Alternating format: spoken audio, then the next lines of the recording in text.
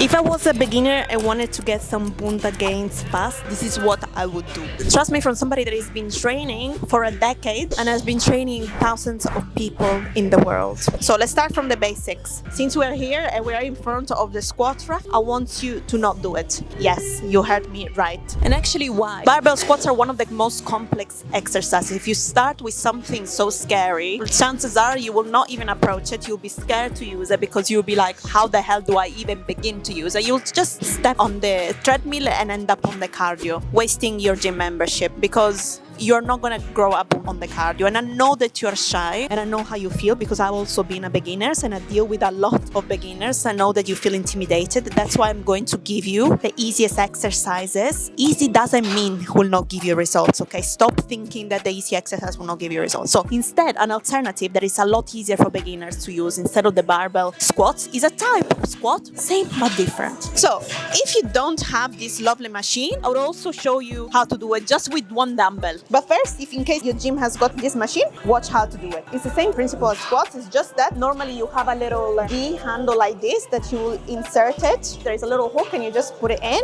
So very nice and easy. You start with no weight at first. So you lift it. This, for example, you have to move it towards me and just sink down into a squat. Okay. Now, for those people instead that don't even have this at the gym, you're gonna be needing just one dumbbell for this exercise. How easy is that? And why is it actually even better than the normal squats? These are called Sumos, and by having the weight, instead of having it here, here in front of me, that means already that I'm gonna have to lean more forward. Now, if we're talking about the way our body works, any position where we are more inclined forward will automatically get the glutes. So not only they're easier, they're even amazing for your bunda. And they are beginner friendly. Don't be scared, okay, of these. You can do it anywhere in the gym. If you find a quieter space or anything, you can just take them there. So how do we do it at this point? Do you remember what I said? Forward lean. So we'll start by pushing our hips back, okay? And over here on our knees, we have to bend. And we're taking a wider stance. So you see here how wide I am? So a little bit more than shoulder width apart. And I start the movement by imagine someone is pinching your bum from behind, okay? Like this.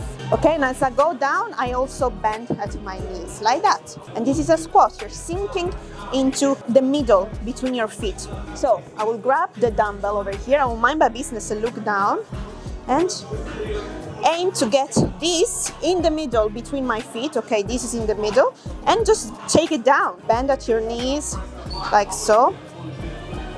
Like this. A lot of people make the mistake to almost go too forward instead. So I've seen a lot of beginners, instead a lot of you, and that's normal to make mistakes, by the way. This is how you learn. So a lot of beginners, because they're scared of the movement, will instead have their knees go forward. So almost like this.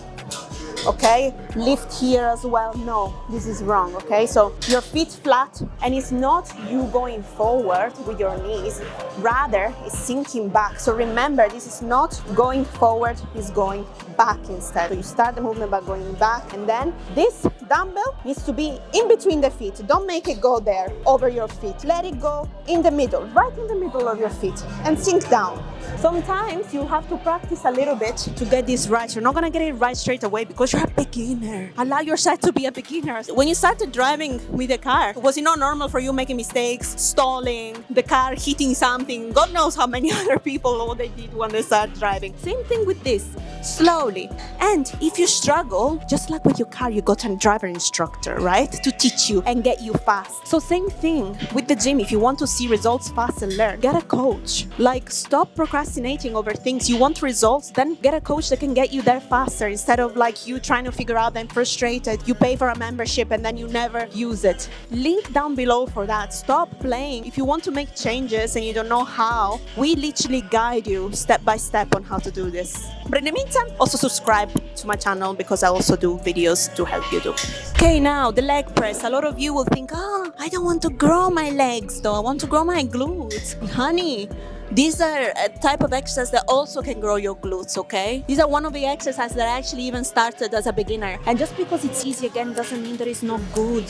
Trust me on this, okay? And it's also very safe for a beginner if you have a lot of like back problems and everything like that, if you do it right. So let me show you how to make it more glute focused. And I'll tell you another thing. Leg press is something that I still do now as an advanced, okay, to grow my glutes. Those of you that really dislike it. The basic things are actually the best ones that actually work. The basics really work when I'm telling you. So lower foot placement like this will target your legs more. Okay, so if you want to work on your quads, low feet. For our glutes instead, we're gonna go higher. Obviously this platform is a little bit short. Normally there is a lot bigger, so your feet don't come out like this. But anyway, again, start with no weight, because sometimes these will already have some sort of weight. Sometimes they weigh 50 kilos depending on the gym that you've got. And how do we do it? First, of course, we need to unlock it, right? So sometimes depending how short you have to start from the bottom to unlock it, because you have to push it up. There is two normally here, okay? One that is attached to the machine and one that rotates outside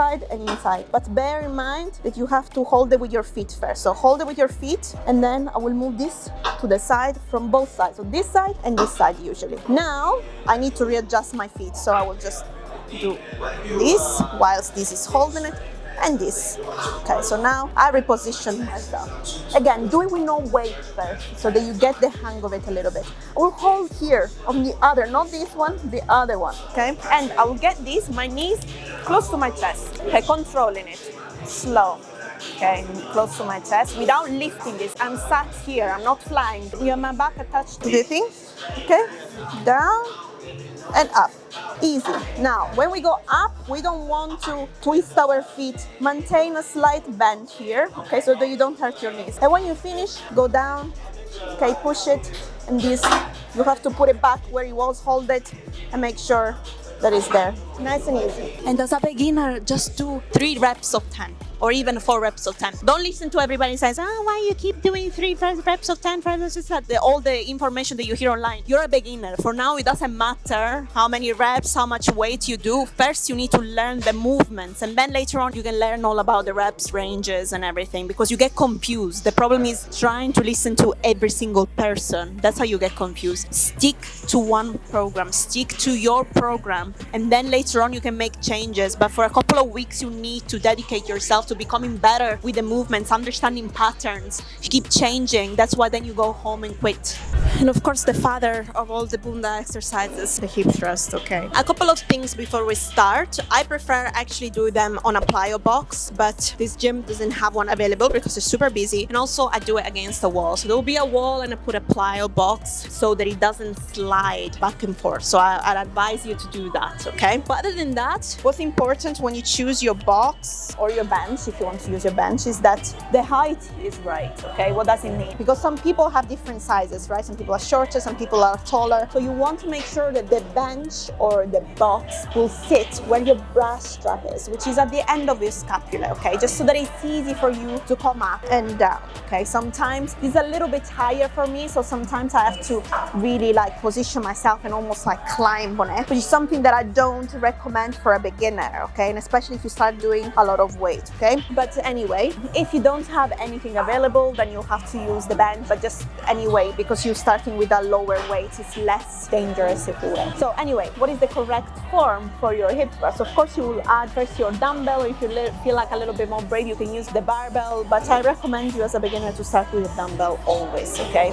And I like to have my feet wider apart, wider than my shoulder width, but that is actually subjective, because just talking to a lot of my clients, it's actually subjective to the individual and their length of their legs. Some people prefer it to have a little bit narrower, some people wider, some people a little bit further, some people a bit closer. So what is the best advice for you that is a little bit more general is to try it, okay? Try it with different stances, with your feet a little bit closer, with your feet a little bit further, etc. And see where you feel it more. Like if you feel it more in your glutes, that is your stance. Figure it out.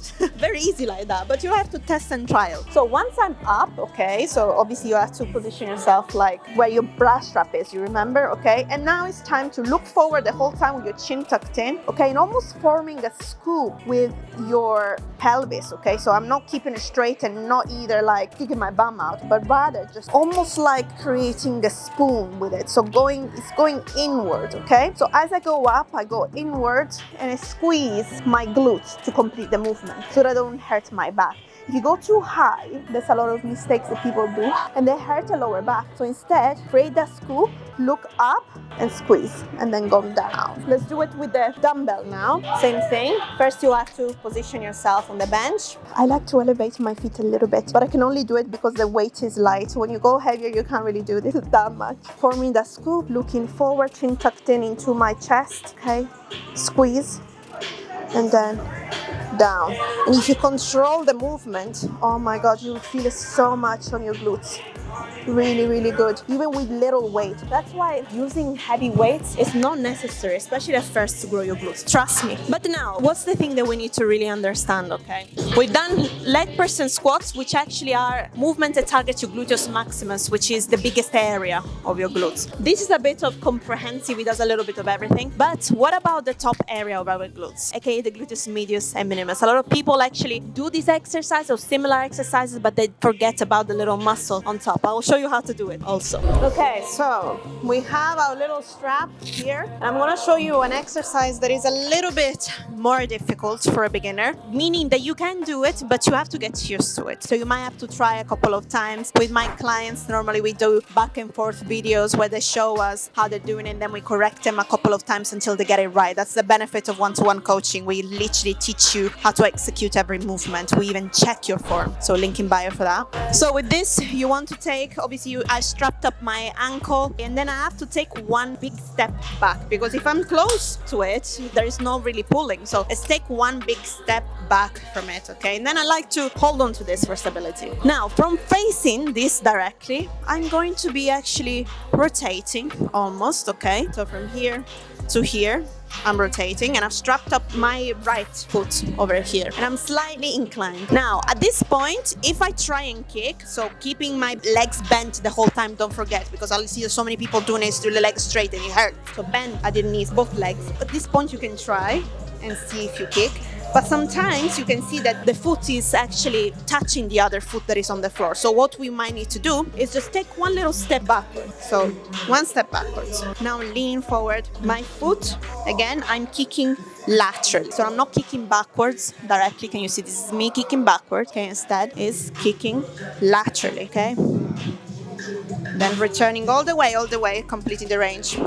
And then again. Now at this point, you can also finish off with the abductor machine. Okay, that is really easy. I don't need you to really explain. You just have to sit down and open up your legs. But at this point, a lot of beginners make the mistake thinking, oh, is that enough? Yes, it is enough. You're a beginner. And also me, as an advanced lifter, I don't do more than 5 exercises. More is not better, okay? Less is more. And the next key thing now is your diet. You can't just do the workout and not expect to eat correctly, eat enough protein, because it's like you're doing all the workout and all the hard work at the gym and then you're not eating correctly, then it's like you've not done anything. This is why you don't see the results you want. We also help you with the nutrition, but in general you need to consume at least 2 grams of protein per kilos, and then obviously macros are targeted to you and they are based on your height, how much you move, what your goal is. I can't even tell you exactly, they need to be calculated for you. Anyway, familia, I hope you found this useful. If you did, don't forget to like and subscribe, and see you next time with another video. Ciao, familia.